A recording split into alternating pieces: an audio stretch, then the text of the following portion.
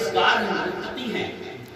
آپ ایک بستی سے گزرے اور جیسے ہی بستی سے گزرے تو پہلی بار اس بستی کی طرف سے آپ کا گزر ہو رہا ہے.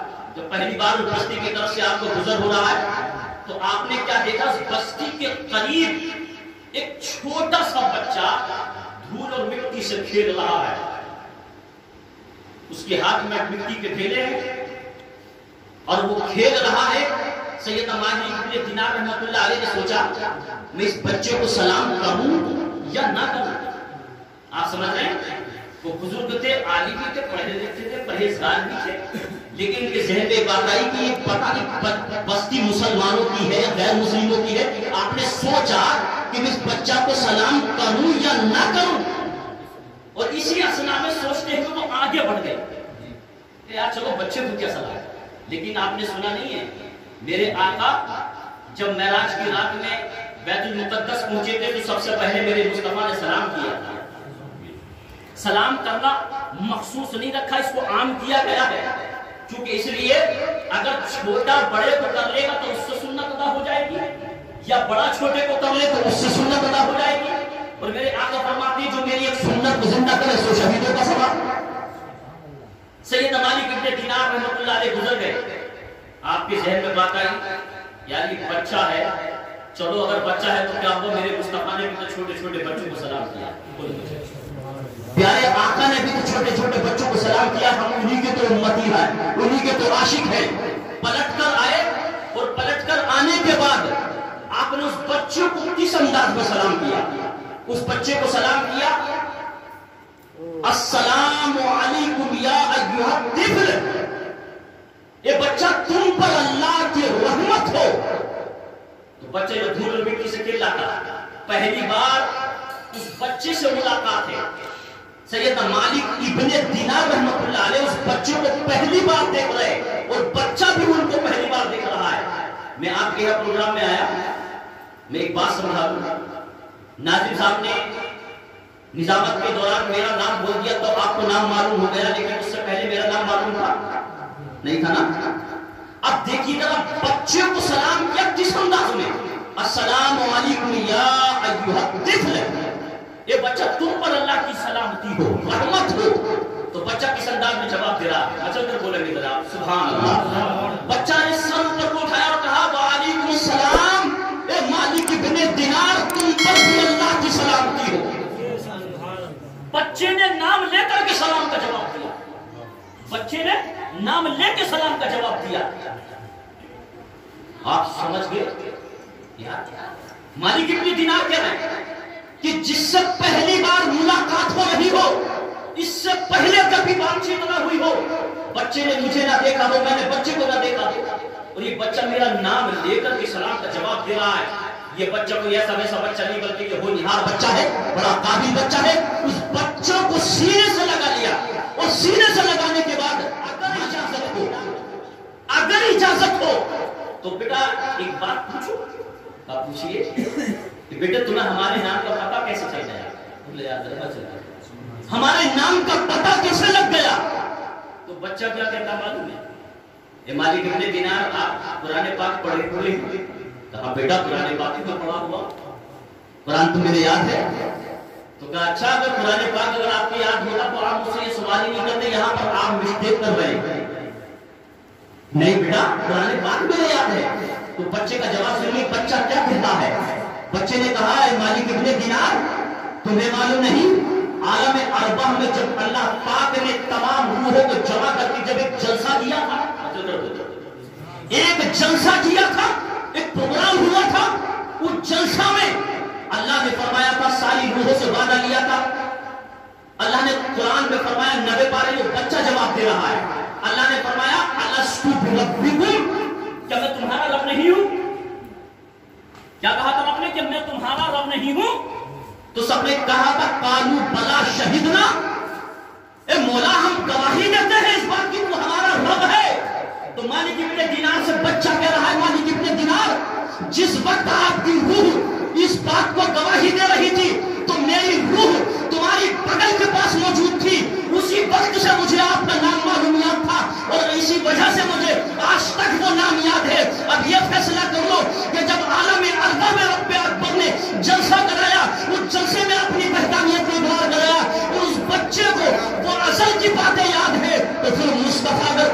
की बातें बता दे तो कौन सी कौन से ताजुब की बातें बोल रहा है? तो कहता है मेरी रूह आपकी बगल में मौजूद थी और आपने कहा था मौला तू हमारा रब है। कहा बेटा ये तो आपने कुरान से जवाब दे दिया, बात सुन क्या रहा? अच्छा बेटा तू तो बड़ा होनहार है, अब क्या कह रहे हैं? या बेटा ये फटे पुराने कपड़े कैसे? बेटा बड़ा लिबास गंदा हो रहा, बड़ी धूल और मिट्टी में हो रहे होते, बड़े काबिल लगते होते, बड़े होनहार और बड़े समझदार, बड़े दानिशमंद। तो बेटा ये फटे हुए लिबास ये धूल और मिट्टी में कैसे?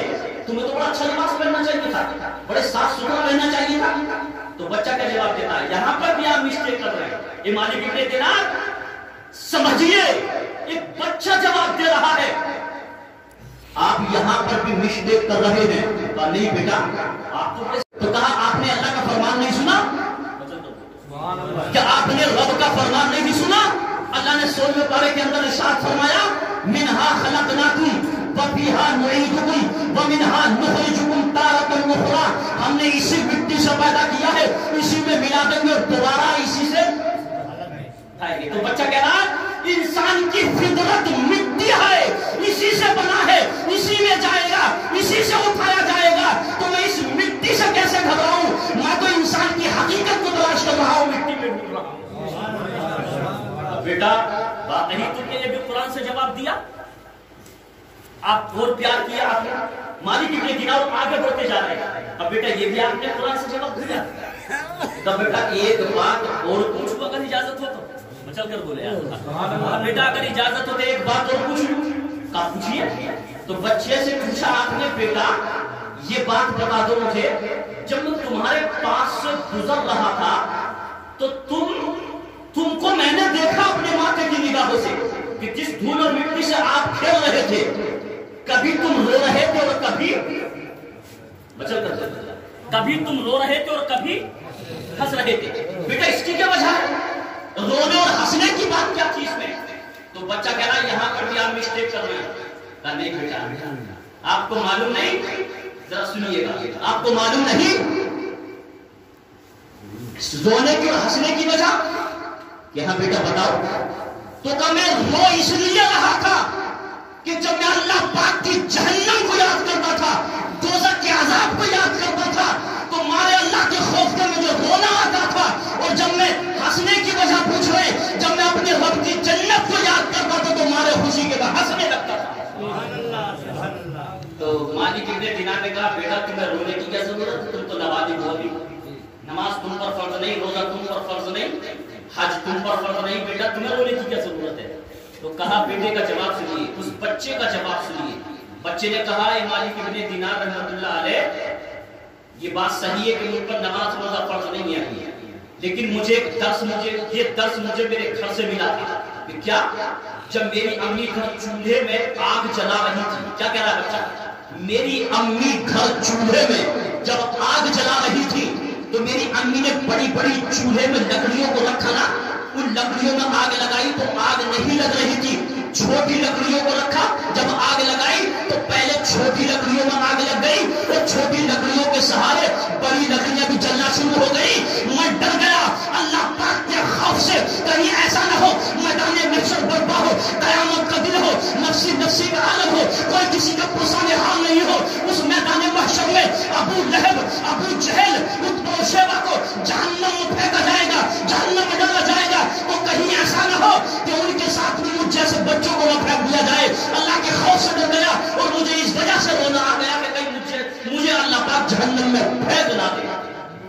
आप जरा गौर कीजिएगा, बच्चा मैदान महशर तक की बातें याद रख रहा है और अल्लाह के खौफ से कितना तरस रहा है। कभी हमने सोचा अगर हम इस बात को सोचते प्यारे बुजुर्ग नौजवान साथी, तो कभी हमारी नमाज नहीं छूटती। ऐसा है कि नहीं?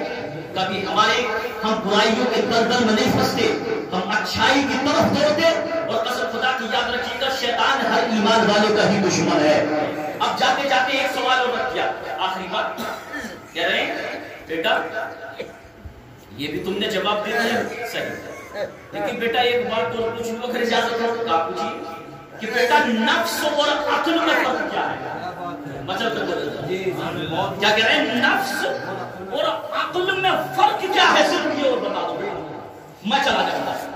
یا تو میں کسی خاص مقصد کے لیے رہا تجارت کے لیے جا رہا تھا، لیکن ایسی ہونہار بچے کو جب میں نے دیکھا تو مجھے بڑے کاٹ کی باتیں مل رہی بچہ کہا بیٹا نفس اور عقل میں فرق کیا ہے؟ تو ذرا بچے کا جواب سنیے. تو بچہ کہا یہ یہاں پر بھی آپ مسٹیک کر رہے ہیں، یہاں پر بھی آپ مسٹیک کر رہے ہیں. کہا نہیں بیٹا، کہا آپ نے قرآن کو بھلا دیا، آپ کو قرآن یاد ہے؟ قرآن یاد ہے. تو کہا نفس اور عقل کی بات پوچھنا چاہتے ہیں؟ کہاں بیٹا. تو فرمایا جب تم میرے پاس سے گزر رہے تھے تو تم نے دل میں یہ سوچا تھا کہ یار اس بچے کو کیا سلام کروں؟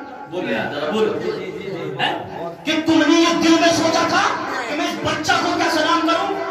اب اس بات سے ایک بات اور ثابت ہو رہی ہے، جب بچے کے علم کا یہ عالم ہے کہ دل ہی دل میں مالک ابن دینار یہ سوچ رہے تھے کہ میں اس بچہ کو سلام کروں یا نہ کروں، تو جب نبی کے امتی کے علم کا یہ عالم ہے تو مصطفیٰ جان رحمت کے علم کا عالم کیا؟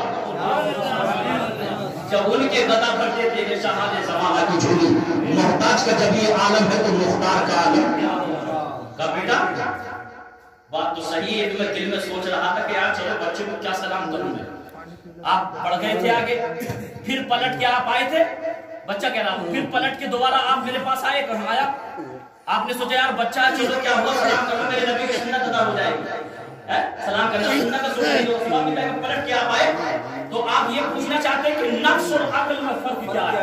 ذرا میں چل کر تو کہا مالک ابن دینار جس نے آپ کو سلام کرنے سے روکا تھا، سمجھ رہے، جس نے اچھائی کی طرف جانے سے روکا تھا، جس نے نیکیاں حاصل کرنے کے لیے روکا تھا، جس نے سلام کرنے کے لیے منع کیا تھا، اس کو کہتے ہیں نفس. کیا؟ اس کو کہتے ہیں نفس. اور جس نے سلام کرنے پر پلٹنے پر مجبور کیا تھا اس کو کہتے ہیں عقل، اس کو کہتے ہیں دماغ. اے مالک ابن دینار، نفس وہ ہے اگر جو اپنے نفس کو مار کر اپنی زندگی کو گزار کے دنیا سے جاتا ہے اس کا مقام جنت ہوتا ہے، اور جو اپنے نفس کے پیچھے بھاگتا ہے اس کا مقام جہنم ہوتا ہے. نعرہ تکبیر، نعرہ رسالت، مسلک اعلی حضرت علامہ شمس الدین صاحب قبلہ. اب کہا بیٹا واقعی یہ پتہ لگ گیا، واقعی نفس ہمیشہ گناہ کی طرف کھینچ کے لے کے جاتا ہے. آپ ذرا غور کیجئے، یہ ابھی امام صاحب قبلہ صاحب نے سنا تھا. اللہ قرآن میں فرماتا ہے یوم تشہد علیہم السنتہم وایدیہم وارجلہم بما کانوا یعملون، جس کا ترجمہ ہے کہ تمہارے ہاتھ بھی بولیں گے، بولو مچلو، تمہارے پیر بھی بولیں گے. قرآن کی آیت کا ترجمہ، تمہاری آنکھیں بھی بولیں گی، تمہارے کان بھی بولیں گے، تمہاری زبان بھی بولے گی، تمہارا پورا مجسمہ بولے گا. قسم خدا کی میں تو یہی کہہ کے جاؤں گا، محمد وسیم مرحوم کی عیسائی ثواب کی قدر سے اس محفل کو سجایا. ہم اس محفل سے اللہ کے رسول کی محبت کا چراغ سینے میں بسا کے اٹھے. تو قسم خدا کی اگر ہماری نمازیں قضا نہ ہوئی تو یہ ہمارا جسم، یہ ہمارے ہاتھ ہمارے خلاف گواہی نہیں دیں گے بلکہ ہمارے معافی بول کے نظر آئے گا. اور انہی ہاتھوں کو اگر علماء اٹھواتے کہ نہیں، اعلیٰ حضرت کے نام پہ، تو خواجہ غنی نواز کے نام پہ، تو سامع پاک کے نام پہ، تو تاج الشریعہ کے نام پہ، تو بے فضول نہیں اٹھواتے. اگر یہ ہاتھ اٹھ گئے اللہ کے نیک بندوں کے نام پہ تو قسم خدا کی گواہ بھی بن جاتے ہیں. اور قسم خدا کی قیامت کے دن یہ بولیں گے ہم تو تاج الشریعہ کے نام پر اٹھے تھے، احمد رضا خان کے نام پر اٹھے تھے، غوث اعظم کے نام پر اٹھے تھے، بریلی کے تاجدار اس کو امام احمد رضا خان کے نام پر اٹھے تھے. جب ان کے نام پر اٹھنے والے ہاتھوں کی یہ شان ہوگی تو قسم خدا کی مدینے والے کی کتنی بڑی شان. ہم یہاں سے اٹھیں تو یہ پیغام لے کے اٹھیں. قسم خدا کی اس تقریر کا مطلب یہ ہوتا ہے کہ ہم جو سنیں اس پر عمل کرنے کی کوشش کریں. ایک شعر پیش کرتا ہوں، حقیقت روبرو ہو تو اداکاری نہیں چلتی، حقیقت روبرو ہو تو اداکاری نہیں چلتی، اور خدا کے سامنے بندوں کی مکاری نہیں چلتی. ہمارے خالد صاحب بیٹھے ہیں، ان کے بھائی کا انتقال ہوا ہے، آپ سمجھنے کی کوشش کریں ذرا شعر کو. حقیقت روبرو ہو تو اداکاری، اور خدا کے سامنے بندوں کی مکاری یہی تو کر دے گا. ہاں کہاں ہو تو اگر مراد آباد میں تو یہ کہہ دے گا پاک بڑے آ چکا. بتاؤ مکاری نہ تو کیا سے بتاؤ، موبائل والے کتنا جھوٹ بول رہا ہے. مکاری نہ تو کیا ہے، قبر میں چل جائے گا یہ کہ میدان محشر میں چلے گا یہ. تو عاشق رسول نے کہا حقیقت روبرو ہو تو اداکاری نہیں چلتی، اور خدا کے سامنے بندوں کی مکاری نہیں چلتی. اور تمہارا دبدبا خالص تمہاری زندگی تک ہے، تمہارا دبدبا خالص تمہاری گاڑی نہیں چلتی. بتاؤ چلتی کسی کی قبر کے اندر زمین آ رہی؟ یہ نہیں کہ صاحب لوگ آ گئے, چیف منسٹر آ گئے, پرائم منسٹر آ گئے, لوگ صاحب پردھان منتری آ رہے ہیں, مکھیہ منتری آ رہے ہیں, وہاں پر کچھ نہیں چلتا, صرف حسن عمل. سرکار کی بیٹی کو جب سرکار کی بیٹی حضرت فاطمہ رضی اللہ تعالیٰ عنہا کو خاتون جنت کو جب قبر پاک میں رکھا گیا تھا تو سرکار کے بڑے صحابی حضرت ابو ذر غفاری نے کہا تھا اے قبر ہوشیار ہو جا, سرکار کی بیٹی آ رہی ہے. قبر کا کسی کا جواب آیا تھا یا حسب اور نسب نہیں دیکھا جاتا ہے تو عمل دیکھا جاتا ہے. یہ جملہ سرکار کی بیٹی کے لیے نہیں تھا. زمین کی کیا مجال, زمین کی کیا ہمت ہے جو سرکار کی بیٹی کے لیے جملہ بول سکے. وہ جس کا بابا اگر سورج کی طرف اشارہ کرتے تو پلٹ کر واپس آ جائے, وہ نبی کہ چاند کی طرف اشارہ کرتے دو ٹکڑے ہو جائے, وہ پیغمبر قسم خدا کی اگر سمندر کی طرف اشارہ کرتے تو مچھلیاں کود کے نبی پر درود و سلام کرتے. یہ سرکار کی بیٹی کے لیے نہیں تھا اس کا اشارہ, یہ سرکار کی امت کی گنہگار عورتوں کے لیے تھا جو نمازوں کو نمازوں کو چھوڑتی ہے. پیارے بزرگوں نوجوان ساتھیوں, یہاں سے عمل ہم یہ لے کر کے اٹھیں کہ انشاءاللہ ہم نماز پڑھنی تو میرا ایمان ہے کہ آپ وسیم صاحب کی مغفرت ہو جائے گی انشاءاللہ. بالکل اللہ فضل فرمائے گا, اللہ کرم فرمائے گا, رحم فرمائے گا, اور نماز آپ پڑھیں گے. مردوں پر تو نماز ہوتی نہیں, یہ دیکھو جھیٹے چھی ہے. سرکار ہی معراج کا مہینے سے لائے مسجد کو ایک بات مجھے یاد آ سرکار مسجد حرام سے گئے, کہاں گئے تھے؟ مسجد اقصی. کہاں پہنچے تھے؟ مسجد اقصی. جو کہتے ہیں نا دیوبندی خیالات کے دوسرے 6 کم 30 میں سے 6 نکال دو کتنے بچے؟ ہاں 24 کہتے ہیں نا. حساب اور ان لوگوں کو تمہارے سنگت کے مٹی میں مل جاتے ہیں. نعوذ باللہ من ذالک. تمہارے مرتے ہوں گے, ہمارے مرتے نہیں ہیں, ہمارے زندہ رہتے ہیں, وہ تو ہمارے. اور ایک بات یاد رکھ لو, ان میں سے کسی کی نماز جنازہ مت پڑھ لینا کہیں بھی. یہاں تک قرآن اعلان کر رہا ہے کہ اگر تمہارا باپ ہی فرقے کو اس فرقے کو اختیار کر لیا ہے تو باپ کو بھی چھوڑنے کا حکم ہے. گھر کا کوئی بھی فرد اگر اس فرقے کو اختیار کر لیا اس کو چھوڑ دینے کا حکم ہے. آپ ذرا غور تو کیجیے گا پیارے بزرگوں نوجوان ساتھی. میں بات آگے نہیں بڑھاؤں گا, مچل کر بولے ذرا سبحان اللہ. آقا کو یاد کیجیے یا رسول اللہ. اللہ نے 10 کے بارے میں ارشاد فرمایا بلا تصلی علی احد منہما ابدا ولا تزل علی قبری انہم کفروا باللہ ورسولہ وماتوا وہم فاسقون. اللہ نے فرمایا اے نبی ہرگز تم ان منافقوں کی نماز جنازہ مت پڑھنا. کیا کہا؟ ہرگز ان کی نماز نہ پڑھنا. ولا تقم علی قبری, اور ان کی قبر پر کھڑے بھی مت ہونا. آپ ذرا غور تو کیجیے, قرآن کہہ رہا ہے ولا تقم علی قبری, ان کی قبر پر کھڑے مت ہونا. کیوں؟ انہم کفروا باللہ ورسولہ وماتوا وہم فاسقون. یہ تو اللہ اس کے رسول کے منکر ہیں, یہ تو کفر ہی کی حالت میں مر گئے, فسق ہی حالت میں, فسق کی حالت میں مر گئے. آپ ذرا غور کیجیے, جس کے بارے میں قرآن یہ کہہ رہا ہو تم جنتی یہاں کیسے ہو سکتی ہے؟ جنتی وہی ہوتا ہے. اور سنی اگر جو بھی سجدہ ادا کرے, میرا ایمان یہ کہتا ہے سنی کے سجدے کو اللہ قبول فرما لیتا ہے, اور جس کے دل میں تعظیم محمد نہیں ہوتا اس کے سجدے کو قبول ہی نہیں فرماتا. بہت اچھی بات. ذرا غور کریں, 6 کروڑ برس جس نے عبادت کی ہو جائے, موٹی بات بتا رہا ہوں, بڑی جلدی آسانی سے ہم سمجھ جائیں. 6 کروڑ برس جس نے عبادت کی ہو اور جنت میں آدم کو سجدہ تعظیم کرائی جا رہی اور انکار کر دے ہو, تو 6 کروڑ برس کی عبادت اللہ فرماتا ہے ہٹ کر جنت سے نکل جا. تو جنت میں رہنے کے بعد نبی کی تعظیم نہ کرو تو نکال دیا جائے تو بتاؤ اسے کیسے بھیج دیا جائے گا جنت میں کیسے بھیج دیا جائے گا؟ تو پیارے بزرگوں نوجوان ساتھیوں, اسی پر اگر ہم عمل کریں تو انشاءاللہ ہماری زندگی کامیاب ہو جائے گی. عاشق رسول نے کہا ہے کہ جنت بنے گا گھر تیرا خود آزما کے دیکھ. جنت بنے گا گھر تیرا خود آزما کے دیکھ. سنت رسول اللہ کی دل میں بسا کے دیکھ. سنت رسول اللہ کی دل میں بسا کے دیکھ, اور گزرے گی دور ہو کے تیرے گھر سے سب مصیبت کی آندیاں.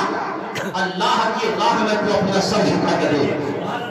اللہ کی راہ میں تو اپنا سر جھکا کے دیکھ. وہ جاتے جاتے اتنا اور کہوں گا کہ جام پر جام پینے سے کیا فائدہ، رات بھر پی صبح کو اتر جائے گی، عشق رسول کی 2 بوند پی لو یہ زندگی نشے میں گزر جائے گی۔